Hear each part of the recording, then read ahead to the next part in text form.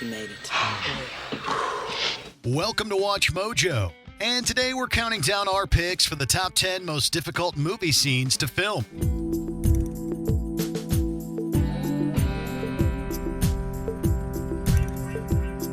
For this list, we'll be looking at the movie scenes that had the most logistical challenges behind the scenes. Which of these movie scenes seems most difficult to you?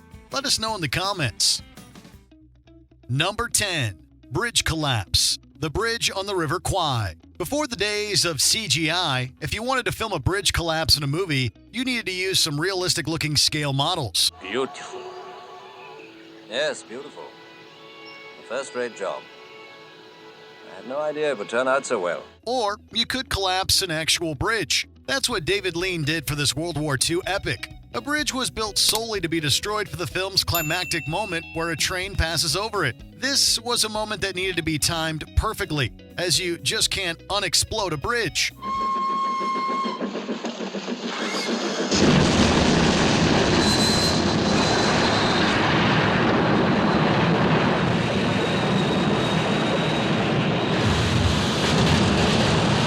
Thankfully, the scene was nailed, and the bridge on the River Kwai was cemented as an all-time classic. Took a shot of James Donald, who was the doctor, looking around the blown-up bridge and saying, "Madness, madness." It's the rare case of things coming together through things falling apart. Number 9. Plane crash. The Dark Knight Rises. From its opening moments, the final installment in Christopher Nolan's Batman trilogy lets us know it's ending things in a big way. Well, congratulations! You got yourself caught! Sir? Now what's the next step of your master plan? Crashing this plane. Masked villain Bane hijacks a CIA plane and absconds with a nuclear physicist, escaping before the aircraft comes crashing down. Calm down, Doctor. Now is not the time for fear. That comes later. When you watch a scene like this, for a movie made in the 2010s, you figure it must be some seriously impressive CGI. But this moment is all stunt work and practical effects, including a simulator for interior shots. With Chris Nolan, as much as we can physically do inside of that lens is where he would like to go. By putting such care into such an overwhelming scene, Nolan reminds us why Batman movies were more than just your average superhero fare. Number 8. Wingsuits. Transformers: Dark of the Moon. The Transformers movies clearly have lots of CGI.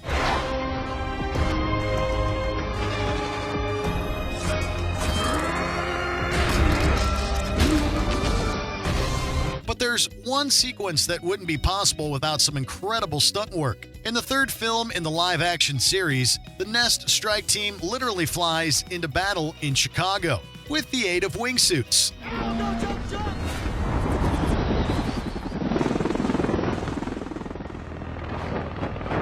If it looks like the actors are genuinely in the air, that's because they are. Director Michael Bay hired actual wingsuit skydivers who he found through a 60 Minutes report for the film. These are actual people flying wingsuits in a downtown city environment, which has never been done before. The divers, who practiced the jump on a Swiss mountain, had cameras attached to their helmets. Stereoscopic head-mounted camera that Julian Ball is wearing. He really jumps out with his guys, and he's right on their tails. Knowing that this was real makes the rush of the scene all the greater. Number 7. Catching the food. Spider-Man. A great moment from the first live-action Spider-Man movie comes when Mary Jane Watson slips in the cafeteria, and the newly spider-powered Peter Parker catches not only her, but also everything on her lunch tray.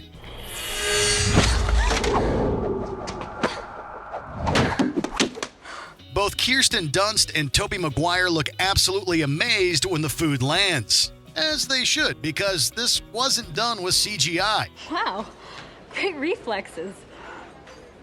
Thanks. No problem. According to John Dykstra, a special effects artist who worked on the film, it took 156 takes for Maguire to catch the food. Considering he was maneuvering the tray with only one hand, we're doubly impressed. Jesus, Parker, you are a freak. Peter, that was amazing. This scene could have used CGI or been scrapped entirely, but we love the audacity of doing it for real. So I feel like there's more heart to this film than it would, one of those kind of special effects films would have. Number 6. Skydiving. Iron Man 3. Here's another incredible scene in which people falling from the sky were actually falling from the sky. How many in the air? 13, sir. How many can I carry? 4, sir. In the third Iron Man film, Tony Stark rescues 13 people ejected from a plane by having them link hands with one another as a barrel of monkeys before landing to safety. Listen to me. See that guy? I'm gonna swing by. Are you just gonna grab him? You got it? It's a thrilling scene that reminds us why we admire Iron Man so much. And it was also done without a green screen. Let's do it on a green screen stage. We can hang the actors. We have a lot of control. But our second unit director came on board and said, I know the Red Bull skydiving team. Let's do it test. The Red Bull skydiving team played the people falling out of the plane, and another member of the team stood in for Iron Man, who was CGI'd in. According to visual effects artist Eric Nash, they did this without goggles. How's that for superpowers? It was so successful that we said, let's shoot it this way. And I was still skeptical, thinking, are we going to get all these shots? Number 5, corridor fight, Old Boy. Imagine having to go through a tremendous physical ordeal, then having to do it 17 more times. That's what happened to actor Choi Min-sik, the star of this incredible Korean revenge drama.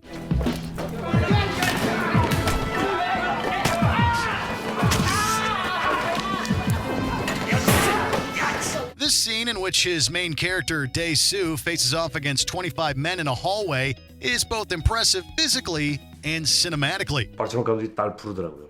저런데 이거 완신왕카트로 가는 거 어때요? 응?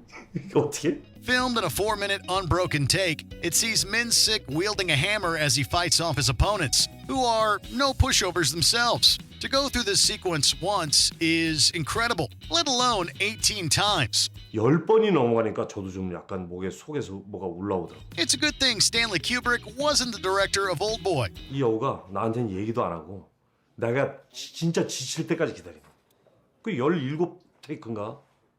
16테이크인가? Number 4, D-Day, Saving Private Ryan. The D-Day sequence at the beginning of Steven Spielberg's World War II set masterpiece is so powerful in its viscerality, it puts most other war movies to shame. You stay here! You're dead now!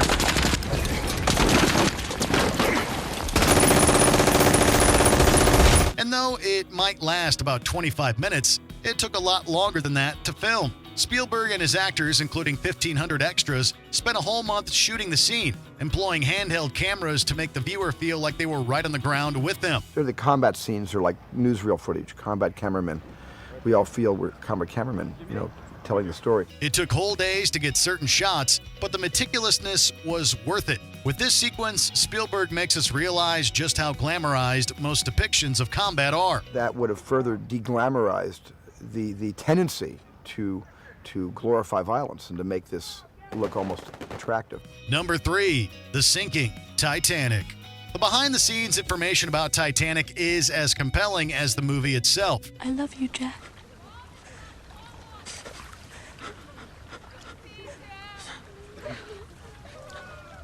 Don't you do that.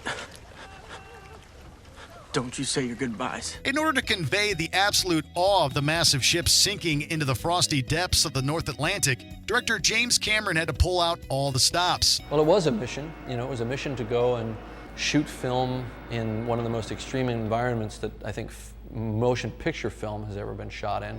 This meant building a replica of the famous vessel and using the shrewdest mix of special effects and editing to make it seem as though we're actually seeing it sink. By filming a lock-off shot of the tilted main set, which didn't move, and a second shot of the sinking set, we could have ILM digitally combine them into one shot, creating the illusion that the entire ship was sinking. And multiple takes weren't possible for a moment like the flooding of the Grand Staircase.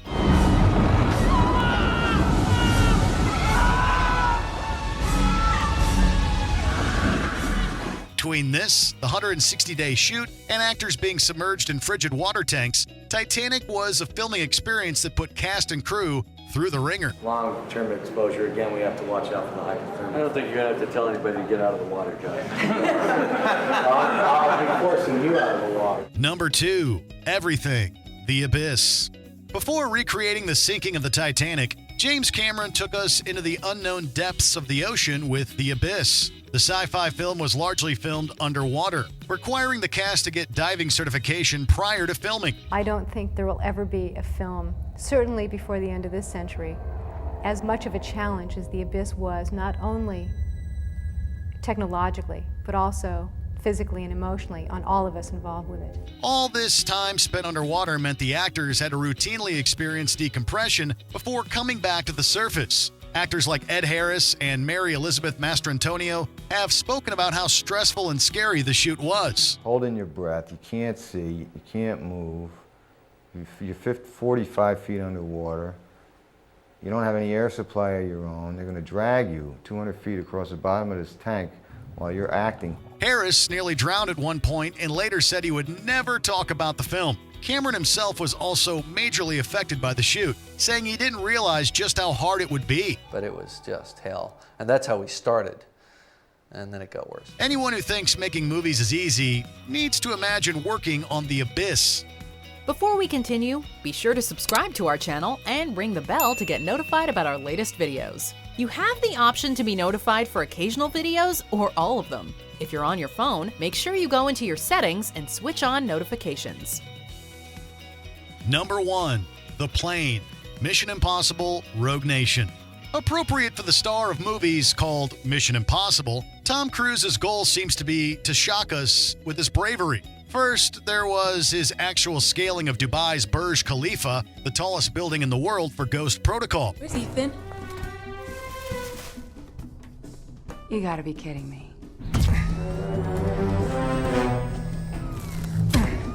Then, for 2015's Rogue Nation, he soared to further heights. Open the door! How did you get in the plane? Not in the plane. I'm on the plane. Open the door! For this scene, in which hero Ethan Hunt clings to a plane as it takes off, Cruise was actually attached to the plane. I'm actually scared of this. There were plenty of safety measures taken, such as having Cruise in a harness and securely fastened to the aircraft. But this is still one of the biggest movie stars on the planet on the exterior of a plane as it's in flight. Hang a multi-million-dollar star on the outside of an airplane and fly around in the normal world. But Tom wanted to be on the outside of that plane. It definitely couldn't be us. Do you agree with our picks? Check out this other recent clip from WatchMojo. And be sure to subscribe and ring the bell to be notified about our latest videos.